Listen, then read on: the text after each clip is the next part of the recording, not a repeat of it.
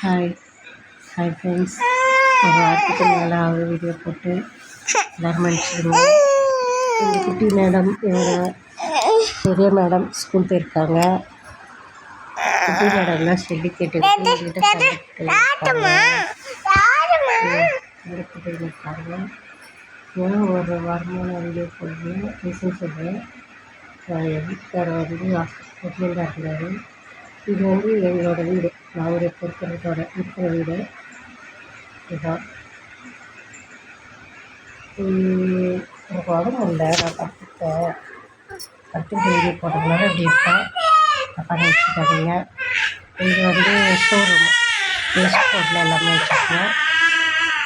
இதுதான் எங்கள் வீடு.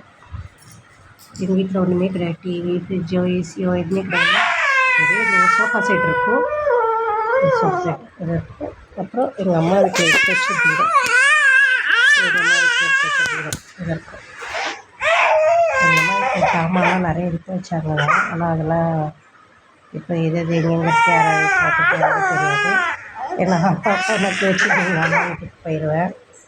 அதனால் எங்கள் வீட்டில் இருக்கிற முக்கால் பாகம் ஜாமான் வந்து எங்கள் வீட்டுக்கார் யாராவது கேட்டால் எடுத்து கொடுத்துருவாரு, திருப்பி வாங்க மாட்டார். அவரும் பணம் செலவு பண்ணி எதுவும் வாங்கி போட மாட்டார். அவ்வளோ நல்ல மனசாக இருக்குது. என்ன ஒன்று பொண்டாட்டிகிட்ட மட்டும்தான் கோபமாகவும் அதிகாரமாகவும் அதட்டியும் அடித்தும் பேசுவார். அதுக்கு என்ன பண்ண முடியாது, ஒன்றும் பண்ண முடியாது. என் தலையை தேனும் வாழ வேண்டியது தான்.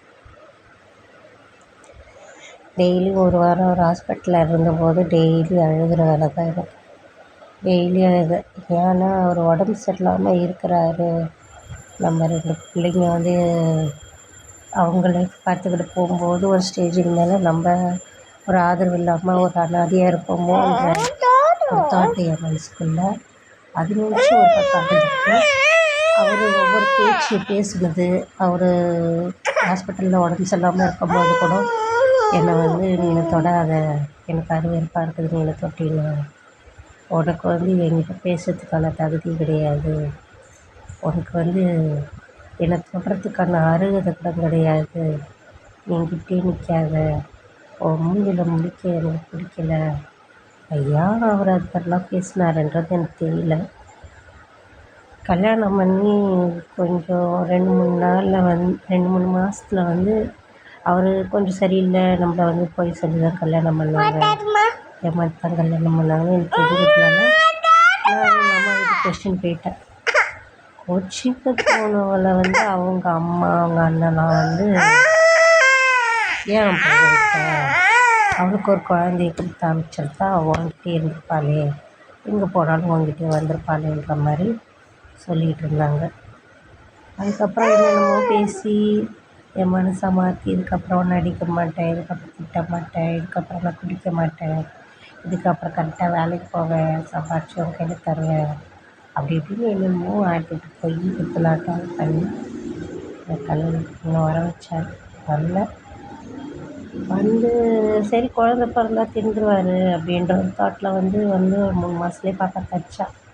3 மாதத்துலேயே பாப்பா தாங்க, 3 மாதம் தான். அந்த 3 மாதத்தில் மறுபடியும் 3 மாதம் கரெக்டாக இருந்தார். நான் ஊர்லேருந்து வந்த 3 மாதம் கரெக்டாக இருந்தார். மறுபடியும் அந்த 3 மாதத்தில் மறுபடியும் ஒரு ஃபஸ்ட்டு கல்யாணம் ஆனால் அந்த 3 மாதம் எப்படி இருக்காரோ அதே மாதிரி மாறிட்டார். அதே மாதிரி அதுக்கப்புறம் ரொம்ப கொடுத்து டார்ச்சர்.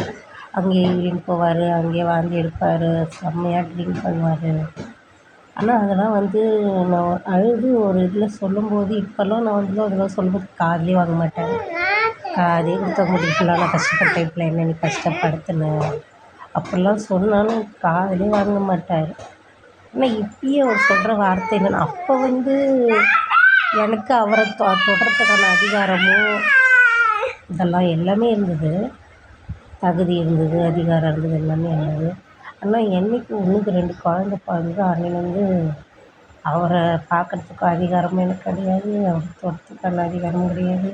அவரை நான் தொட்டால் அவருக்கு அருவருப்பாக இருக்கும். அதே அருவருப்பு ஏன் அவரை என்னை ஏமாற்றிட்டாரு, போய் சொல்லிட்டு கல்யாணம் பண்ணினாரு அப்படின்னு சொல்லிட்டு அந்த அருவருப்பு அந்த இது எனக்கு இருக்கக்கூடாதா? சரி திருந்திட்டாருன்னு சொல்லி வந்ததுக்கு நான் ஏமாந்து நிற்கிறேன். இப்போது மனசளவுலேயும் உடம்பளவுலேயும் ரொம்ப புண்பட்டு ஒரு பொண்ணா பிறந்த வீட்டில் ஒரு பொண்ணா கஷ்டப்பட்டுருந்தா இன்னொரு வீட்டில் சந்தோஷமாக இருப்போம் அப்படின்ற ஒரு நினைப்பில் தான் ஒரு பொண்ணு இருப்போம். ஆனால் நான் பிறந்த வீட்லேயும் ரொம்ப கஷ்டம் தான் பட்டுக்கிட்டு இருந்தேன். இந்த வீட்லேயும் கஷ்டம் மட்டும்தான் பட்டுக்கின்னு இருக்கிறேன். 3 வேளை சாப்பாடு 4 நாள் ஆச்சுங்க நான் சரியாக சாப்பிட்டு. சரியான சாப்பாடு இல்லை. நான் பொம்மை வியாபாரம் பண்ணுறேன்னு சொல்லியிருந்தேன் இல்லையா, இந்த பொம்மை வியாபாரமும் எனக்கு 4, 5 நாளாக சரியான வருமானம் இல்லை. இவர் ஹாஸ்பிட்டல் போனதுனால எனக்கு சுத்தமாக ரூ. 10, ரூ. 20 இப்படி தான் எனக்கு வருமானம் இருந்தது. அதை வச்சு ஒரு ஹோட்டலில் கூட என்னால் சாப்பிட முடியல. எங்கள் அக்கா கடையில் போயும் எங்கள் அக்கா வீட்டில் போய் தான் சாப்பிட்டுன்னு இருந்தேன். அதையும் என் வீட்டுக்கார் தப்பாக பேசினார். போ உனக்கு ஆதரவுக்கு உங்கள் மாமா இருக்காங்க, உங்கள் அக்கா இருக்காங்க, அப்போ அவங்க கூடயே போயிரு அப்படின்ற மாதிரி அது சொல்ல விரும்பல நான். அது மாதிரி அசிங்கமாக பேசினார். அதனால் அவங்க வீட்டுக்கு போகல. சரியாக சாப்பிட்டு 4 நாள் ஆச்சு. கம்மியாக தான் இருக்கேன். காசு தர மாட்டார். வீட்லேயும் சிலிண்டரும் கிடையாது, அரிசியும் கிடையாது. இந்த மாதிரி ஒரு கேவலமான வாழ்க்கை தான் வாழ்ந்துன்னு இருக்கேன்.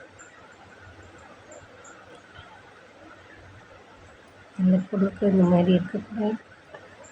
ஆனால் பெற்றவங்க கல்யாணம் பண்ணி கொடுத்துட்டு பொண்ணுங்க நல்லா தான் இருக்கிறாங்கன்னு ஒவ்வொரு பெற்றவங்க நிச்சயம் இருக்காங்க. ஆனால் பொண்ணுங்க எவ்வளோ கஷ்டப்படுதுங்க, எவ்வளோ அவமானமாக அசிங்கப்படுதுங்க.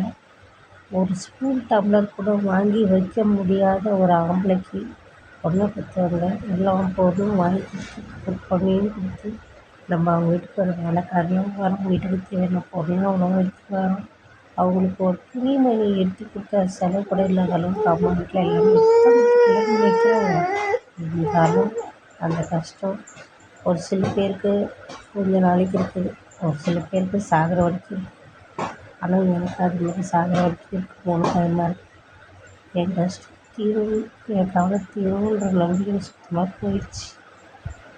நான் இன்றைக்கி இருக்கிறேன்னா ஒவ்வொரு பொண்ணுங்களும் எப்படி ஒரு குழந்தைங்க நம்ம கைப்பிடிச்ச அந்த குழந்தைங்களுக்கு வாழணும்னு நினைக்கிறாங்களோ அப்படி தான் வாழணும்னு நான் நினைக்கிறேன். என்ன மாரி யாருக்கும் எந்த கஷ்டமும் வரக்கூடாது, யாருக்கும் வரக்கூடாதுன்னு நினச்சிங்கன்னா இந்த வீடியோ பார்க்குறவங்க ஒரு லைக் போட்டு ஒரு சப்ஸ்கிரைப் பண்ணுங்கள் ப்ளீஸ். எனக்கு வேறு என்ன பண்ணுறது, என்ன சொல்கிறது எனக்கு தெரியல. நான் ஏதாவது இந்த வீடியோ தப்பாக பேசியிருந்தேன், நம்ம வச்சுக்கோங்க. பாய்.